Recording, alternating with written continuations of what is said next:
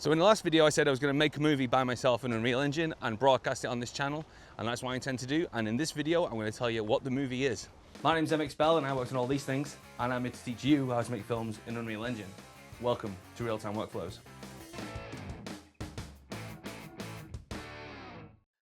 So the movie that I'm going to make is not only going to be made and broadcast in real time on this channel so everyone can see how I do it. It's going to be made in a real-time environment too, which is Unreal Engine. Not only that, it is going to be a movie that works in real time, you know, like 24.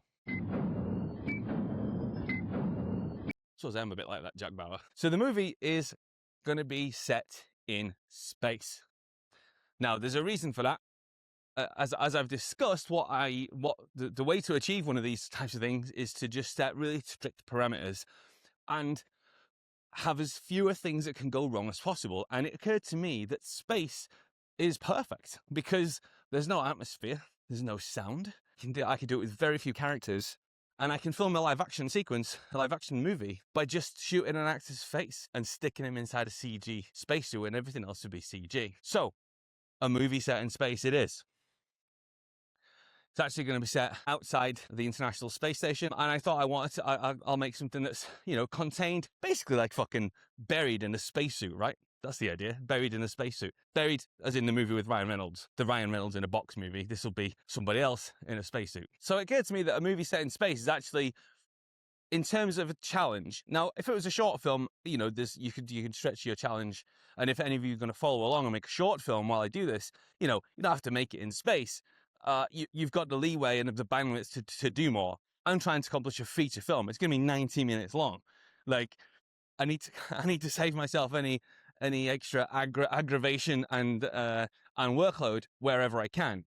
So the reason for choosing a film set outside the International Space Station with a single astronaut is simply because it's achievable, right? It's achievable. It's a script writing challenge, but that's fine. I wanted to do is try and find a concept that is just achievable, because otherwise the mountain would be simply too big. 90 minutes is a long time to create what is effectively animation, right? Now, there's other benefits to it. Spacemen, astronauts, you know, spacemen. Astronauts don't move much, like fucking floating Michelin men, aren't they?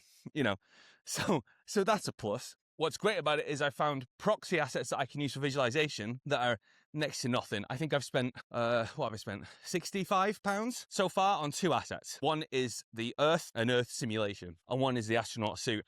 I had free versions of both, or versions that was available to me for free because I already bought a Planet Creator. But I've decided to not use it, and that will all come out in the video diaries, which I'm going to get to shortly. And the only other asset that I needed was the ISS, which there's a free version of that NASA provide online, which is very nice of them. Nice people, NASA. So that's that. A single MetaHuman in a spacesuit, locked outside the ISS with a, let's call it, plot-wise, a ticking clock. That means he has to get back inside the space station, and he's being prevented from doing so. So this is cool. I spoke to my friend Mike, who's a musician. I used to be in a band with him. And we're actually going to take the same approach I take for making films in Unreal Engine and actually do it with the music. So Mike's already started composing, just rough demos, the music for the film. And he's chopping them up into little loopable pieces for me, so I can start to use them in the edit as I go. And this prevents me, because I put music in first, that's what I always do, I just really want to have music with it. And this prevents me from using either stock music that I then give to him as kind of inspiration, or worse, using other music that I can't possibly license because I can't afford to license it, and asking him to match it. I mean, that's basically what happened when we made Prassenberg Ridge. So this way, Mike and I will be effectively blocking out the music with the visuals, which is a pretty unique approach, I think, and I'm quite excited about that. And again, the approach is, it's visualization first, it's proof of concept first, it's proving that the movie works on its own merits without worrying about the final visuals first. So when you start to see visuals on this channel, understand that these are for visualization purposes only, but they're never going to get redone. They're going to be iterated up with better assets, and I'm going to take you through how to do that as well. That's the approach. It's what happened with Prassenberg Ridge.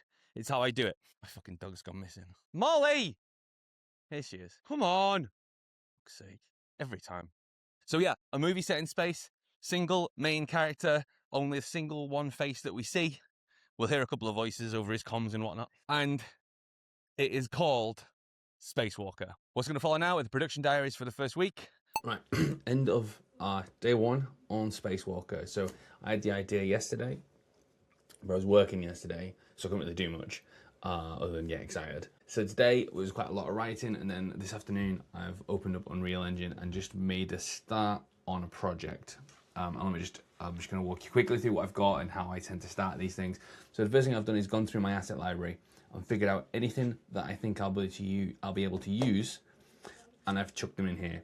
Now, very likely this project will become what I call a sandbox project, which means it's a duplicate of the Hero project. The Hero project will eventually go on to Perforce and be maintained there. But I tend to add assets to a sandbox project so that I'm not cluttering my main one, and I pick and choose the assets. So this is probably going to be the sandbox project. It's probably not going to be the for real project.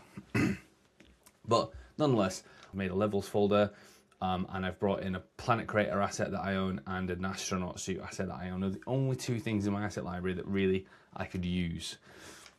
So the planet creator has this. I've used it before on a couple of projects, so I happen to know one that just looks like Earth, which is this one.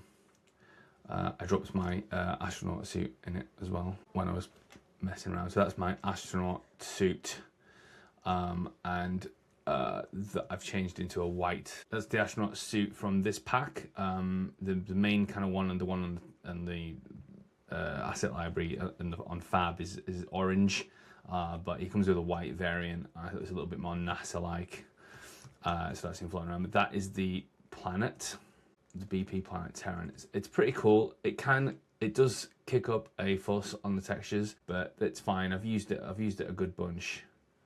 I do like it and it is nice. So that's that. And what I've done is I've created a scale node here, which is actually right at the origin, which is what I've been then using to scale up somewhat. And I've got my planet lives under there.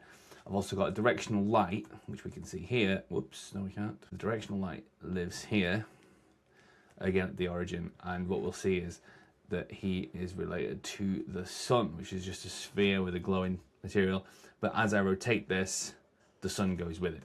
So it's just a nice little trick when using a directional light with the sun. Put it at the origin and then stick the sun somewhere else as a child, and it'll rotate with it. Now, if I were to rotate this behind the planet needs to be refreshed in order to update what the lighting's doing.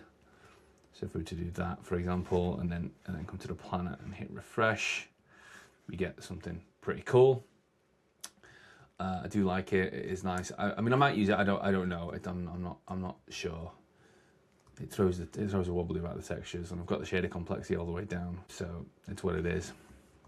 But that is quite nice, isn't it? I tend to make an import folder that will house all the things that I'm bringing in. I'm going to bring in a GLB file, which is of the ISS. I happen to know that GLBs come and they kind of sort themselves out into folders. I'll drop that in there. Imports. Okay. So I've got a whole bunch of static meshes. I don't really mind that because I can see what they're called. It's quite useful. What I'm going to do is I'm going to go to I made a levels folder earlier. So let's make a SL ISS viz, let's say, and open that level up and save all those. All I'm going to do is drop my space station at the world origin. That's where I want it. For me, the space station in this should just stay at the world origin. I think everything else needs to move around it, which would be interesting. So I made SL ISS viz, and we are going to grab our static meshes, grab all of them, and just drop them into the level, and then we can see what we've got, and just hit that to set them to 0. So that's our level at 0. That's our sub level. We will hit save current level. Okay, and then go to levels, and we'll make a master level now. Level Spacewalker. So I'm gonna open this, save that, and then this will go in first. I need a levels panel. Open the levels panel first, and this one goes in. Change this to change stream method always loaded.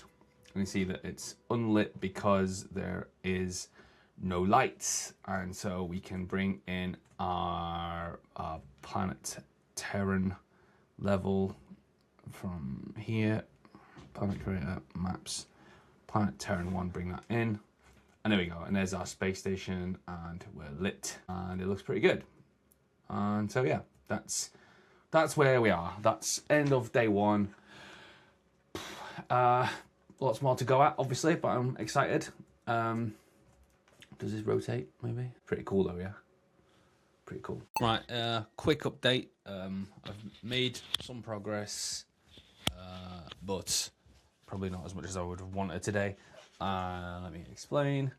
So I have been editing this spacesuit, and it's in the MetaHuman, but it doesn't work. The controls are some of them not showing up on here, and now we've also not got. We get this business going on. There's definitely something going wrong there. So that's something to troubleshoot. I kind of just wanted to get his spacesuit on and get the MetaHuman working with that, but that's not working. It's not a huge deal. I just wanted to start creating shots with the MetaHuman in a spacesuit. I changed the planet. It looks tons better. It's actually Earth, and we're a bit high, but that doesn't matter. It's actually Earth, and the planet system that I was using was starting to give me, out of memory errors. I think it's quite intensive. So there's actually just a sphere. There's actually just a sphere that I got online, and I'm using a HDR. So basically, I created a new HDR planet level. So the only thing in this level now is the skylight, the sphere, and this directional light. The directional light is right on top of where the sun is in this thing, and it's pointing directly at the space station, which is kind of what I want. It feels like the right thing to do. So what this looks like now is when we're here, we get a nice planet Earth. Just for viz purposes, like it's all gonna change, and it looks pretty nice. It's nicely lit. We're getting a nice bit of, because of the HDR, we're getting a nice bit of blue coming up here. If I, like, for example, if I kill that light, if I just turn that off for a second, we're getting a little bit of light up here from the planet, which is nice. That's what you want. This is the only light in here at the minute is what's coming from the planet and what's coming from here. What's coming from the directional. So I changed it back to 10, and it's got a little bit of warmth to it as the directional, and so it's kind of working quite nice. What I wanted to get done today that I didn't get a chance to do is I wanted to get this into Maya and rig it. This is only the temporary version. I wanted to get to having this rigged so I can start having the things twist and everything feel alive. But it's not super important, really. For the purposes of the previews, I could probably just position everything as I need it to be. I was watching a ton of videos of spacewalks and for research, really. So I've completed I've got a much better grasp of what's happening in the film. So there's been a lot of story work, and I started writing the beats, including some dialogue, and there's gonna be quite a bit of dialogue. It's gonna be mostly a dialogue-driven film. So I started writing that out as well. I'll show you the models that I'm intending to use. So this will be the space station. It's $1,000. So we'll use this and now I'm going to get a rough cut of the movie first before I spend $1,000. I've got this spacesuit. This is bang accurate. This is exactly what's needed. It's 100% what the astronaut would have been using. Obviously, this is inspired by a real event, so it is what he was wearing, which is cool, and it's got quite a lot of nice detail. We'll get into some of this stuff here. He's going to be using all these bits and pieces as he goes, so it's quite nice. So we'll be using that, and the Earth is particularly stunning. This 80k Earth asset you can get. It's very expensive, but I just think like this is really going to sell it. I think when we get to when it comes to creating the visuals. But the point is, as I've always said, the point is the story first. So I have to get that working first and get a rough cut. Very end of day 4. I managed to get a good bit of time in on this today, more than I expected. And this morning I was very frustrated because I felt like nothing was going my way. Basically, I was trying to rig a MetaHuman, but it wasn't going my way. And and I started thinking like, oh, the thing that I'm always preaching is like, just stop getting into the idea of like, oh, I need the perfect asset before I can start making shots. Really what I want to do is start making shots, and so I decided I was gonna sod all that. I'll just use a Mixamo character, because I always kind of revert to a Mixamo character. So I brought in this racer guy, which I used on a project before. It was kind of like a weird sort of stand-in astronaut. But then I realized, no, like it's gonna be much more efficient if this is a MetaHuman. It's going to be a MetaHuman eventually. So if I don't use a MetaHuman now, then there's an element of added workload later where I'm swapping it out. So I decided to buy an asset from the marketplace. So this is a MetaHuman in a spacesuit. It's from the marketplace. Now, the spacesuit is definitely going to get replaced. Either way, we've now got a character. So it's important that it's a MetaHuman, because obviously I want to be able to animate it. I want to be able to do all that stuff, and I want to be able to I just want to be able to update the MetaHuman as we go and retain all the MetaHuman stuff throughout the pipeline without having to replace it with a previous character. And so I think that's cool. I've also got the interior for this. So I've left this open now, and this I've now got the interior, so we can see, and this is going to be where the film starts. And then he's going to come out here and work his way up here, and yeah.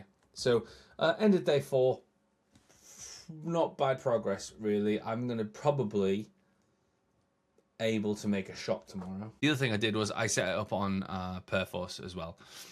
So I've created a new project. I was getting pissed off with the MetaHuman. I was worried I'd fucked it up in that project. So I created a new project that's inside Perforce. So I've now using version control as of today, which is useful. Hey, end of day 6. Yesterday I set up a cinematic assembly, which is a new thing in Unreal. First time I've done it. I found out about the articulating portable foot restraint, which goes on the end of the Canadarm.